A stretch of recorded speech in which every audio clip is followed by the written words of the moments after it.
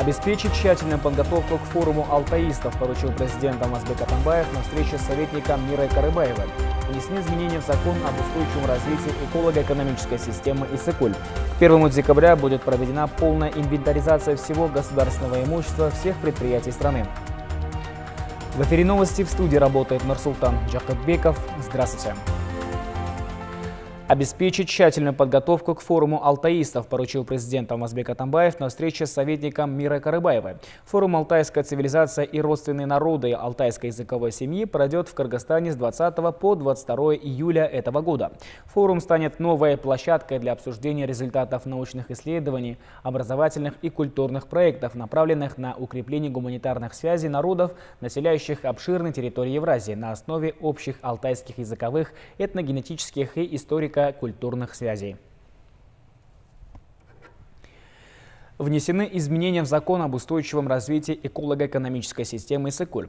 Документ подписан президентом Алмазбеком Атамбаевым. Принятый закон направлен на уточнение вопросов аренды земельных участков парково-пляжной зоны озера ИСЭКУЛЬ и расширяет права арендаторов и собственников в охране парково-пляжной зоны озера в целях обеспечения порядка, безопасности отдыхающих, сохранности имущества, недопущения загрязнения парково-пляжной зоны животными, недопущения заезда транспортных средств и использования другой техники, кроме случаев проведения по решению арендатора или уполномоченных госорганов работ по благоустройству и проведению в порядок территорию парково-пляжной зоны.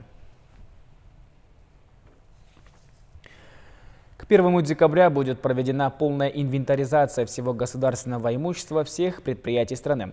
Об этом сообщил председатель фонда госимущества Болсунбек Казаков. Уже первые проверки показывают, что много имущества государства выдается в аренду без участия фонда, при этом никакой учет не ведется. Поэтому прогнозировать поступление доходов от аренды не предоставляется возможным. А после инвентаризации вся информация будет доступна в электронной базе. Предварительно выяснилось, что формально в Кыргызстане более 1000 госпредприятий, однако работает только 166. Доступ к этой базе будет иметь госрегистр, который в случае какой-либо изменения формы собственности или какие-то обязательства или какие-то договора будет регистрироваться, то он обязан будет включать это сведения и нашу базу данных. Соответственно, прогнозирование, если это долгосрочная аренда или это приватизация подлежит, то мы будем эту всю картину иметь на виду.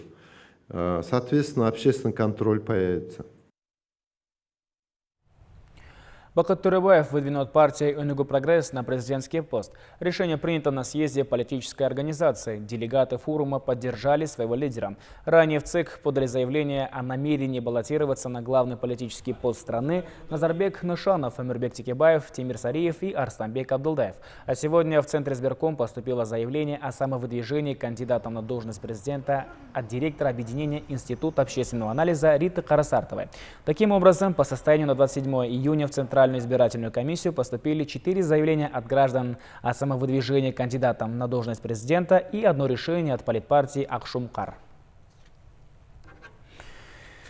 Сегодня начинается вакцинация паломников против менингита и гриппа, сообщает Минздраве. Прививки ставят по месту регистрации паломников на базе областных центров семейной медицины регионов в Бишкеке в ЦСМ номер 10.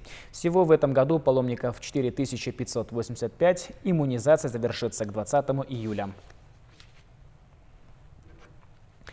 В новом учебном году учащиеся села Мингбулат Нарынского района пойдут в новые школы. В прошлом году здесь началось строительство новой школы на 150 ученических мест. Средства 49 миллионов сомов выделены Джирюем. В ходе строительных работ не было задержек с финансированием, поэтому школу строители намерены сдать в намеченный срок. Всего по району построено 3 новых учебных учреждения.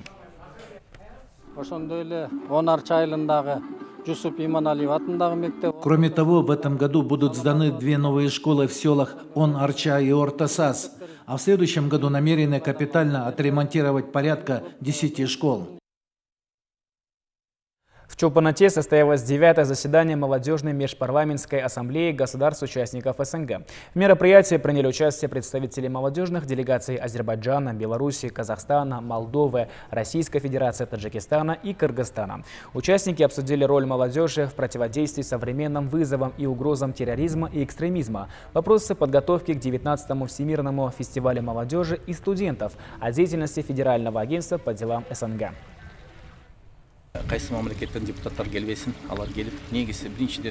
Из какой бы страны ни приехали депутаты, в первую очередь они смотрят на наш пройденный путь демократии, дают оценку и говорят, что есть чему поучиться.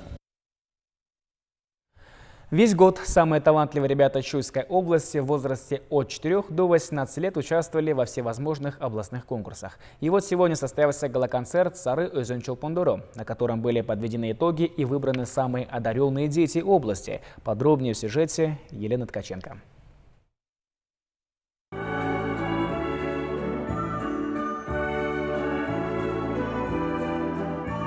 Удивить публику в наше время очень сложно, но эти ребята постарались.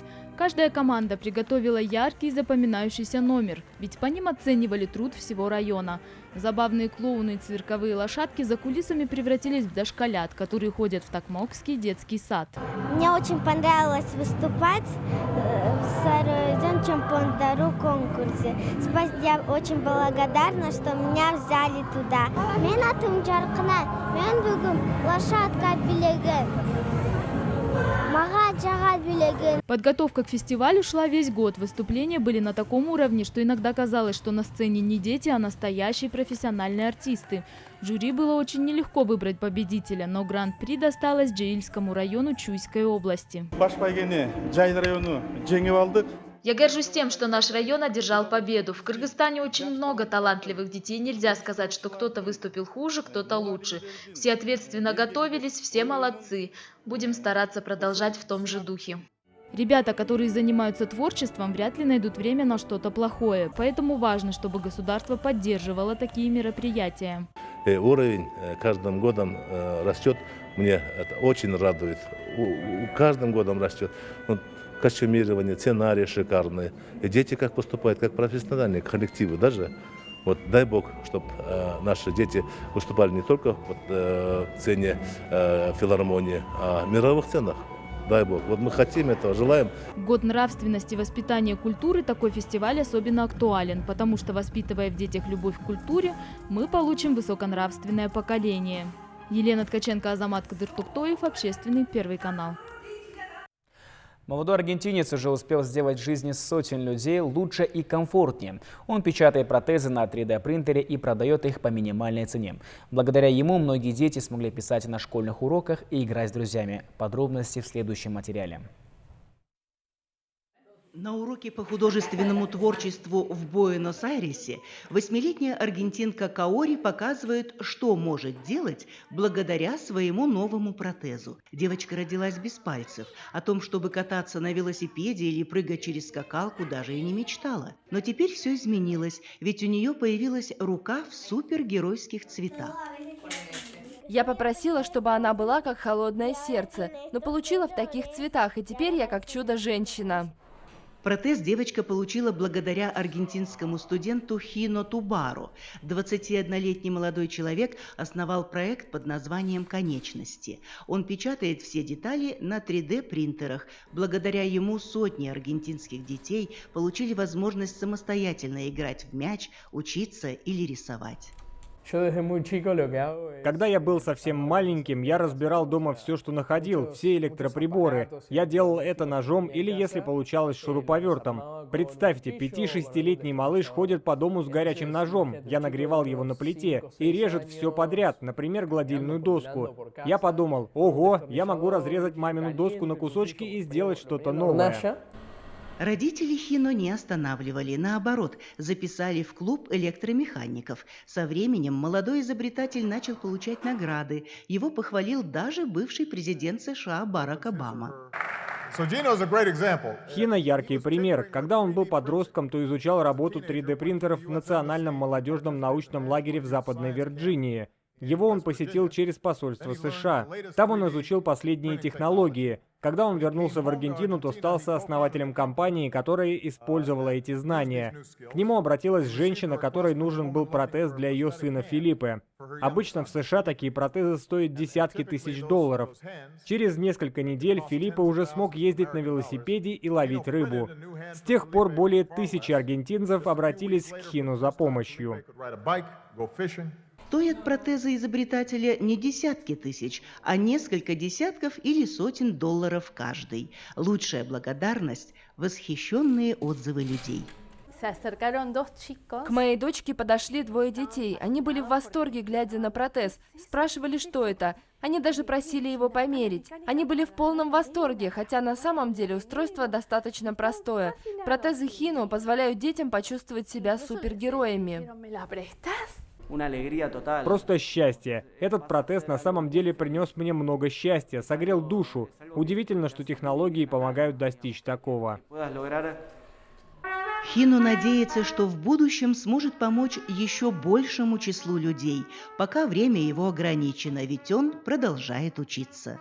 Ольга Севастьянова, Акмарал Акылбекова, Общественный Первый канал.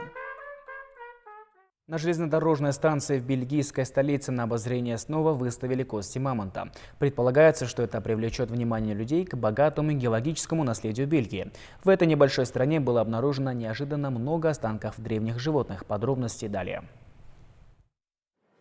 На брюссельском южном железнодорожном вокзале появилась вот такая витрина. Здесь пассажиры снова смогут увидеть кости настоящего мамонта, который жил в период плейстоцена около 30 тысяч лет назад. Кости обнаружили здесь же в 80-х годах прошлого века при строительстве станции. Некоторые в течение более 30 лет выставляли на обозрение в здании вокзала, но со временем стало понятно, что останки разрушаются. Ученые из Королевского бельгийского института естественных наук забрали кости, чтобы восстановить. Теперь же обновленные останки снова представили публике. При этом некоторые кости, например, бедренная, выставляют впервые. За археологическими находками красуется изображение мамонта в реальную величину.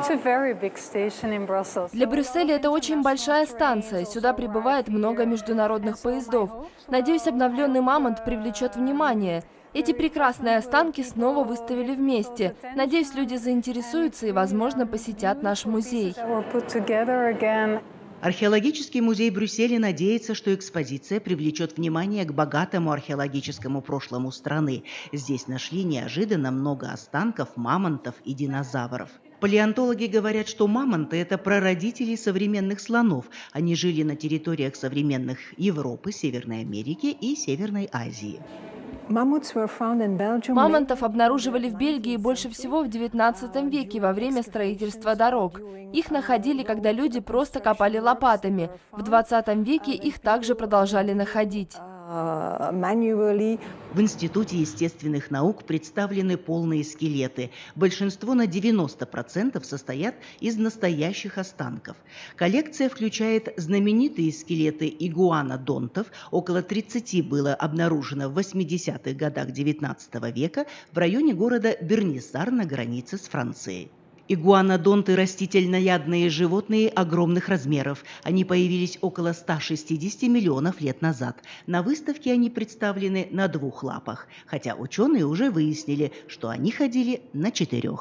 Ольга Севастьянова, Акмарал Акылбекова, Общественный Первый канал. В селе Кумдебек Очкорского района Нарынской области ведутся археологические раскопки ханского замка Кокташ. На месте работает руководитель группы археологов Кубат Табалдиев, местные историки и студенты Кыргызского турецкого университета Манас. В ходе археологических раскопок найдены фрагменты старинных глиняных горшков и кирпичей. Также с южной стороны здания сельского управы Кумдебе на глубине 15 метров студенты нашли древнюю стену под землей. Мы ждем любую помощь в работе по изучению кыргызской истории кыргызского каганата, сказал историк Комурбаев. И к этому часу у нас пока все. Наши корреспонденты продолжают следить за событиями, происходящими в Кыргызстане и за рубежом. Эти и другие новости смотрите на нашем сайте ktrk.kg и других социальных сетях. Следующий выпуск новостей на кыргызском в 17:00 с Расулом Багышбаевым. Оставайтесь на Общественном Первом.